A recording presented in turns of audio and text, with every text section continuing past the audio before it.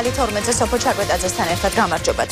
საქართველოში მარშალის ფონდის ექსპერტები ჩამოდიან ტრადიციული ბრიფინგი სადარაო საქმეთა სამინისტროში. მინისტრის პირველმა მოადგილემ გასული კვირა მიმოიხილა, მათ შორის მინისტრის ვიზიტი კანადაში. რვანცა პაპავაძე ესწრებოდა დღევანდელ ბრიფინგს. დეტალებს ისახლა პირდაპირ ეთერში მოგუყვება რვანცა გისმენთ.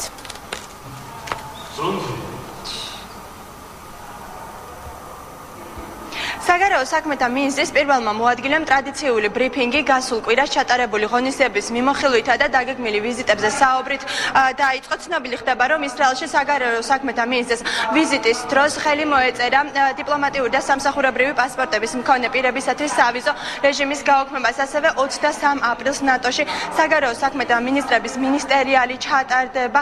იქნება შეხვედრები აისაფის პროექტში მონაწილე საგარეო საქმეთა მინისტრებთან და ამ ვიზიტის ფარგლებში პირველად შეხვდებიან ერთმანეთს ამერიკის შეერთებული შტატების სახელმწიფო მდივანი ქერი და მაია ფანჯიკიძე. ასევე შეხვედრები გაიმართება ევროკავშირის მაღალი რანგის წარმომადგენლებთან, მათ შორის შტეფან ფულესთან. კვირის ბოლოს კი საქართველოში ჩამოვლენ მარშალის ფონდის ექსპერტები, მათ შორის იქნება დიტერ ბოდენი, რომელიც ქართულ მხარეს აფხაზეთში ვიზიტის შედეგებს გააცნობს. ვიზიტის დროს იგეგმება ორმხრივი შეხვედრები, მაღალი დონის შეხვედრები და პირველად მოხდება ამერიკის სახელმწიფო მდივნის კერის შეხვედრა ქალბატონ მაია ფანჯიკიძესთან. ეს იქნება პირველი შეხვედრა მათი და განხილული იქნება საქართველო-ამერიკის ურთიერთობის მნიშვნელოვანი დეტალები, ასევე საუბარი იქნება საქართველოს ევროატლანტიკური ინტეგრაციის ინტეგრაციის გზაზე საქართველოს მხრიდან განხორციელებულ რეფორმებს და ყველა იმ ძირითად მიმართულებას, რომელიც მნიშვნელოვანია საქართველოს საგარეო პოლიტიკური კუთხით. ასევე ქალბატონი მაია ფანჯიკიძე შეხვდება ევროკავშირის მაღალი რანგის წარმომადგენლებს, კერძოდ გაფართოების და ევროპული სამეზობლო პოლიტიკის საკითხებში ევროკომისარ შტეფან ფულეს. მინისტრის პირველი მოადგილის განცხადებით 19 აპრილს ამერიკის შეერთებული შტატების სახელმწიფო დეპარტამენტმა გამოაქვეყნა ანგარიში, სადაც პოზიტიურად არის შეფასებული 2012 წლის ოქტომბერში ჩატარებული არჩევნები, თუმცა მკაცრი ტონით ხასიათდება წინასაარჩევნო პერიოდი. ასევე დავით ზალკალიანის განცხადებით ანგარიში მიმოხილულია ოკუპირებულ ტერიტორიებზე არსებული მძიმე მდგომარეობა, ასევე ადმინისტრაციული საზღვრის გასწვრივ არსებული მდგომარეობა. დავით ზალკალიანის განცხადებით ისინი ამ საკითხს ჟენევის მოლაპარაკებების დღის წესრიგში დააყენებენ.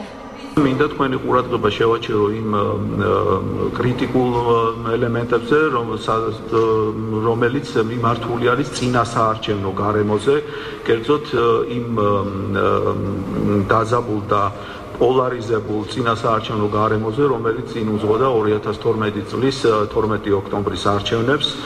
აქ საუბარი არის, რომ ეს წინა პერიოდი გამოირჩეოდა დაძაბული, პოლარიზებული, ხასიათდებოდა მკაცრი რიტორიკით, დაფიქსირდა არაერთი ძალადობრივი შემთხვევა წინასაარჩევნო პერიოდში. დავით ზალკალიანმა პრემიერ-მინისტრის სტრასბურგში ვიზიტის მნიშვნელობაზეც გაამახვილა ყურადღება. მისი განცხადებით ბიძინა ივანიშვილი დღეს ევროსაბჭოს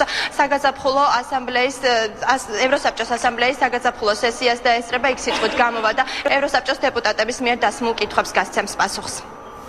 დიდი მადლობა, რანცა პაპავაძე საუბრობდა პირდაპირ ეთერში. მაშას პრემიერ-მინისტრი სტრასბურგში იმყოფება. ბიძინა ივანიშვილი ევროსაბჭოს საპარლამენტო ასამბლეის საგაზაფხულო სესიაზე სიტყვით გამოსვლას გეკმავს.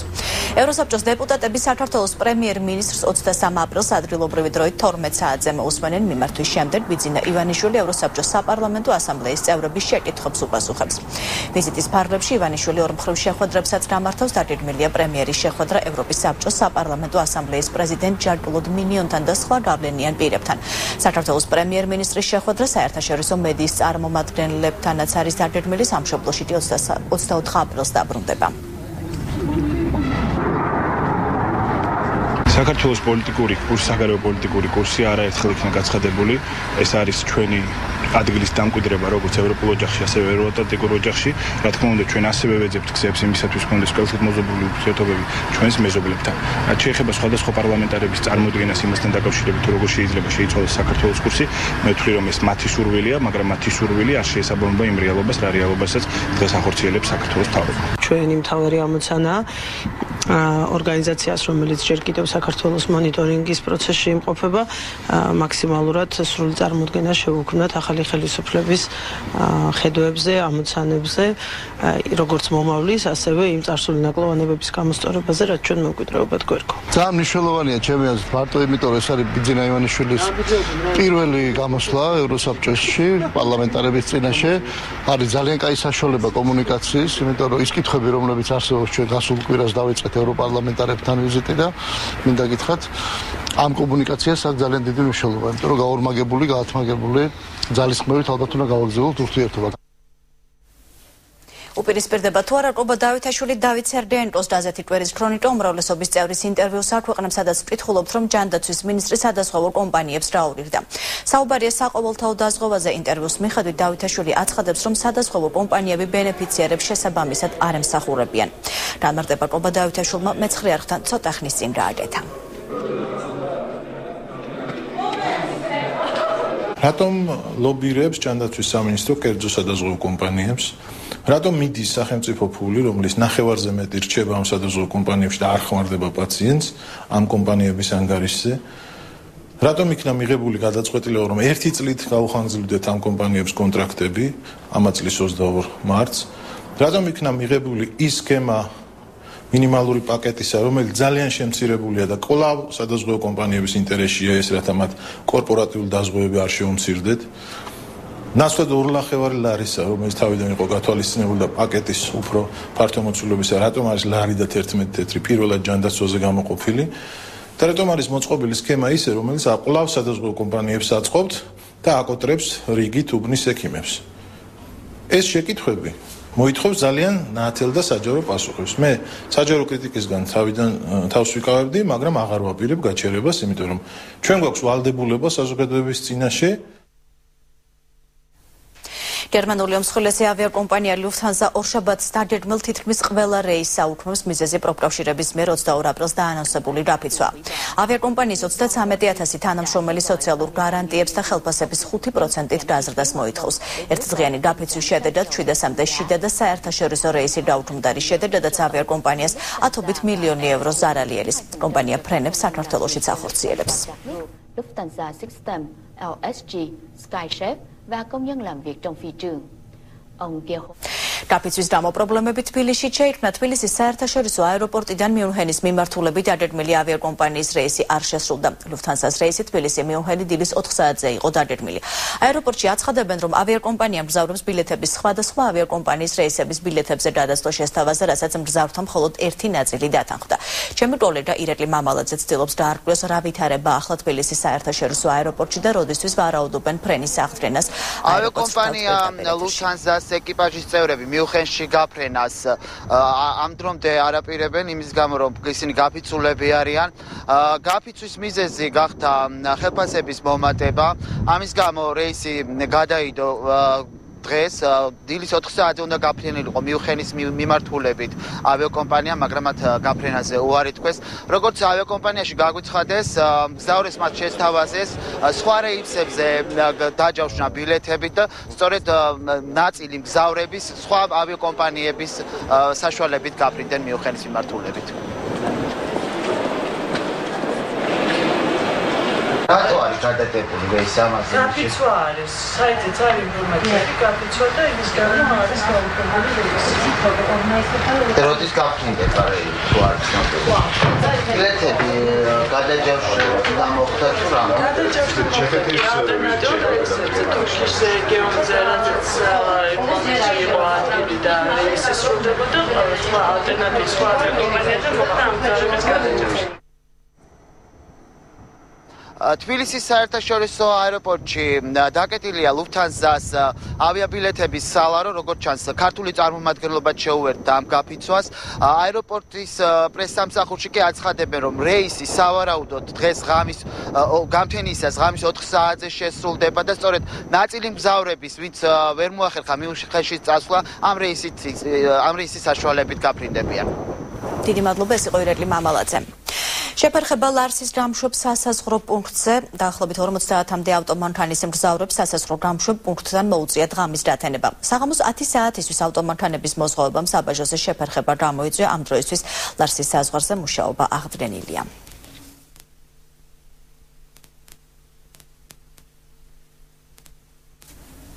უკვე 1 საათზე მეტია თბილისის საქალაქო სასამართლოში ყოფილი მაღალჩინოსნების ნიკა გვარამიას, ალექსანდრე ხეთაგურის, ტახა დამენიას და მათთან ერთად ბრალდებული კიდევ 4 პირის პროცესი მიმდინარეობს.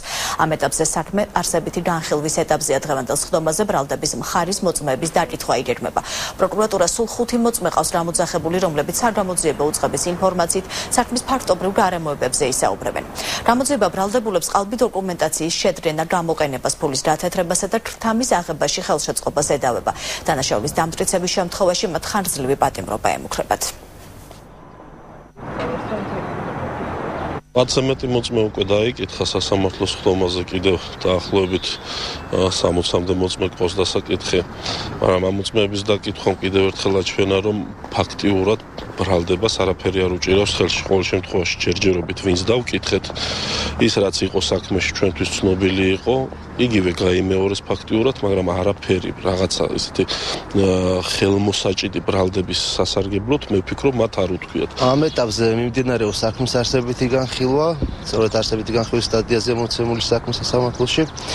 დღეს ბრალდების ხარის 5 მოწმეა გამოძახებული საქმის ფაქტობრივ გარემოებთან დაკავშირებით. თომის პროცესი ჩანიშვილია 11 საათიდან, შესაბამისად, მთელი დღის განმავლობაში რა დროზე დაჭირდება 5 მოწმის დაკითხვას, ამ დროის განმავლობაში ვიმუშავებთ დღევანდელ სასამართლოს სხდომაზე. საზოგადოების განწყობა საქართველოში ეროვნულ დემოკრატიული ინსტიტუტის მორიგი კვლევა NDI მედიას დღეს პოლიტიკური პარტიების რეიტინგებს წარუდგენს. ინსტიტუტმა საზოგადოებრივი აზრი მარტის თვეში გამოიკვლია. NDI-ის ინფორმაციით საქართველოს მასშტაბით პირისპირ ინტერვიუს წარმომადგენლობითი შერჩევის საფუძველზე 3103 რესპონდენტი გამოიკითხა. კვლევა შვედეთის საერთაშორისო განვითარებისა და თანამშრომლობის სააგენტომ დააფინანსა. მისი უშუალო შემსრულებელი კი კავკასიის კვლევითი რესურსების ცენტრია. კვლევის პრეზენტაცია პირველის ნახევარზე სასტუმრო ქორთიერთ მარიოტში გაიმართება. Of the 40% who discussed had enough information about voting procedures to vote. ყოფილი პოლიტპატიმრების ნაწილი ქართული ოცნების ნაძალადევის რაიონის მაჟორიტარი დეპუტატობის კანდიდატის თამაზ კორძაიას საარჩევნო შტაბში გაკეთებულ განცხადებას ემიჯნება იმის შესახებ, თითქოს პოლიტპატიმრები მხარს მას უჭერენ.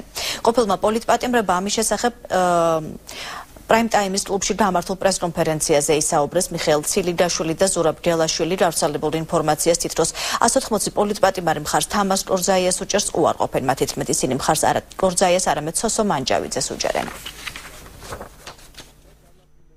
დიდი მადლობა მინდა მე და ჩემი პოლიტპატიმრების სახელით მოვახსენო ბატონ ბიძინას,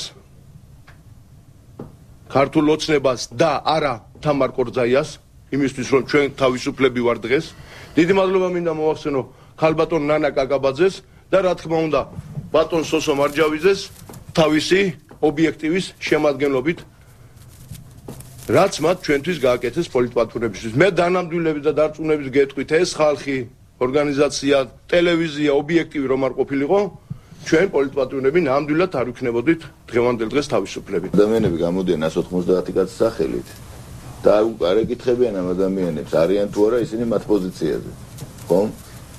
და პირიქით, ეს ადამიანები არიან აბსოლუტურად რადიკალურად საწინააღმდეგო პოზიციაზე და როგორ უნდა გაიზიარონ აი მათი მოსაზრება. ფინანსთა მინისტრი შეერთებულ შტატებში ვიზიტს ასრულებს. ვიზიტის ბოლო დღეს ნოდარ ხადური ლატვიელ და უკრაინელ კოლეგებს შეხვდა. მხარეებმა ერთმანეთს ქვეყანაში პოლიტიკურ-ეკონომიკური კუთხით მიმდინარე მოვლენები გააცნეს და აქტიურ თანამშრომლობაზე შეთანხმდნენ. ნოდარ ხადურმა შეხვედრა გამართა საერთაშორისო სავალუტო ფონდის შუა და ცენტრალური აზიის დეპარტამენტის დირექტორთან. მინისტრ მამას საქართველოს ხელისუფლების ახალი გუნდის ხედვები და ქვეყნისთვის პრიორიტეტული სფეროების სტრატეგია გააცნო. ვიზიტის დროს მოლაპარაკებები გაიმართა სავალუტო ფონდის ვენის ინსტიტუტის ხელმძღვანელობასთან. Many people spoke about the influence. ყოველთვის მნიშვნელოვანია საქართველოს ოფიციალურ პირებთან და ბიზნესის წარმომადგენლებთან შეხვედრა, რადგან ჩვენ ქვეყნებს ძალიან კარგი ურთიერთობა აკავშირებთ. ლატვია დაინტერესებულია საქართველოში ბიზნესის, ტურიზმის შესაძლებლობების განვითარებით. ასევე მზად ვართ გაგიზიაროთ ჩვენი გამოცდილება, ისევე როგორც საქართველოს შეუძლია დაგვეხმაროს წარმატებული რეფორმების განხორციელებაში. შეერთებულ შტატებში ვიზიტი როგორც ყოველთვის იყო ძალიან დატვირთული და ძალიან ნაყოფიერი, გაიმართა ძალიან ბევრი ორმხრივი და მრავალმხრივი შეხვედრა, მათ შორის პოტენციური ინვესტორებთან, გაიმართა შეხვედრები საერთაშორისო საფინანსო ორგანიზაციებში, ერთი რამ ნათელია, როგორც ინვესტორები, ისე საერთაშორისო საფინანსო ორგანიზაციები გვერდში უდგანან საქართველოს ახალმთავრობას. ბოლო ერთი კვირის განმავლობაში საქართველოში წითელა შემთხვევები 475-ით გაიზარდა, ამ დრომდე გამოვლენილია 1716 შემთხვევა, მაგრამ 1200-ზე მეტი თბილისში. ინფექციამ 2 პაციენტი იმსხვერპლა. ეპიდემიის მიზეზად სპეციალისტები 2008 წელს წითელას იმუნიზაციის ჩაშლას ასახენებენ. დღეიდან კი საქართველოს ჯანმრთელობის მსოფლიო ორგანიზაციის მიერ გამოცხადებულ იმუნიზაციის კვირეულს უერთდება. დაავადებათა კონტროლის ეროვნული ცენტრის ინფორმაციით იმუნიზაციის კვირეულის მიზანია რეგიონში ვაქცინაციის მაჩვენებლის გაუმჯობესება და იმუნიზაციის მნიშვნელობის შესახებ მოსახლეობის ინფორმირებულობის დაზრდა. ღონისძიება ფოკუსირებულია დაავადებებზე, რომელთა თავიდან აცილება ვაქცინაციით არის შესაძლებელი. სხვადასხვა სახის ღონისძიებები ევროპის რეგიონის 53 ქვეყანაში ჩატარდება. ჯანდაცვის სამინისტროში კი საინფორმაციო ტიპის პრესკონფერენცია გაიმართება ლოზუნგით „აცერი და დაიცავი“. ეს კვირეული გაგრძელდება 22-დან 27-ის ჩათვლით და მისი ძირითადი დანიშნულებაა, რომ მეტი ინფორმაცია მიეცეს მოსახლეობას იმუნიზაციის მნიშვნელობის შესახებ. სახელმწიფო ახორციელებს ეგრეთ წოდებული წითელას შეკავების ოპერაციას, რაც ნიშნავს, რომ იცრება ყველა ბავშვი 7 წლის ასაკის ჩათვლით, ვისაც გამოტოვებული აქვს ერთი აცრა მაინც. ერთი კვირის წინ მოხსენით каранტინი. ჩვენ იმდენად ბევრი იყო მომართვიანობა. ოფიციალურად каранტინი მოხსნილია ჩვენ სტაციონარში, იმიტომ რომ მომართვიანობა სტაბილურია, არც მოიმატა და არც მოიკლო. ორშაბათიდან იწყება აცრის კვირეული, საყოველთაო აცრებზეა აქ ლაპარაკი და ყველა მსურველი ამ ეტაპზე ქუთაისში არსებობს, ისევ ვიმეორებ საოჯახო მედიცინის ცენტრებში ეს აცრები და ყველა მსურველი აიცრება. საქართველოში მოსახლეობის საყოველთაო აღწერა დაიწყო. რეგიონული განვითარების სამინისტროში აღნიშნულ საკითხთან დაკავშირებით სამუშაო შეხვედრა გაიმართა. შეხვედრაზე მოსახლეობის აღწერის მეთოდოლოგიური, ინსტიტუციური და საკანონმდებლო საკითხები განიხილეს, ასევე დაზუსტდა აღწერასთან დაკავშირებული ცალკეული საკითხები. საყოველთაო აღწერის მოსამზადებელი სამუშაოები უკვე დაწყებულია. მოსახლეობის საყოველთაო აღწერა 2014 წლის 5-დან 19 ნოემბრამდე პერიოდში ჩატარდება. ჩვენი უახლოესი ამოცანა არის ის, რომ ჩავატაროთ დონორთა საკოორდინაციო შეხვედრა, სადაც საუბარი გვექნება აღწერის დაფინანსებასთან დაკავშირებულ საკითხებზე. შემდგომ კეთდება დეტალური სამოქმედო გეგმა და აქედან გამომდინარე სხვადასხვა ღონისძიებები უნდა წავიდეს პარალელურ რეჟიმში იმისათვის, რომ მოვასწროთ დროულად მოსახლეობის აღწერასთან დაკავშირებული მოსამზადებელი სამუშაოების ჩატარება. სამთავრობო კომისიის პროგრამში ჩვენ შექმნილი გვაქვს რამდენიმე სამუშაო ჯგუფი. ერთ-ერთი არის მეთოდოლოგიაზე და კანონმდებლობის სამუშაო ჯგუფი, რომელიც დღეს შევიკრიბეთ სამინისტროში მინისტრთან ერთად და კონკრეტულად გავაცანით დემოგრაფებს, ექსპერტებს და საერთაშორისო ორგანიზაციის წარმომადგენლებს, გავაცანით აღწერის პროგრამა, გავაცანით ბიუჯეტი და გავაცანით ეტაპობრივად ყველა ის ღონისძიება, რომელიც დაგეგმილია. ამ დროისთვის ეს იყო ახალი ამბებით ეთერში პირველზე ბრუნდებით დროებით.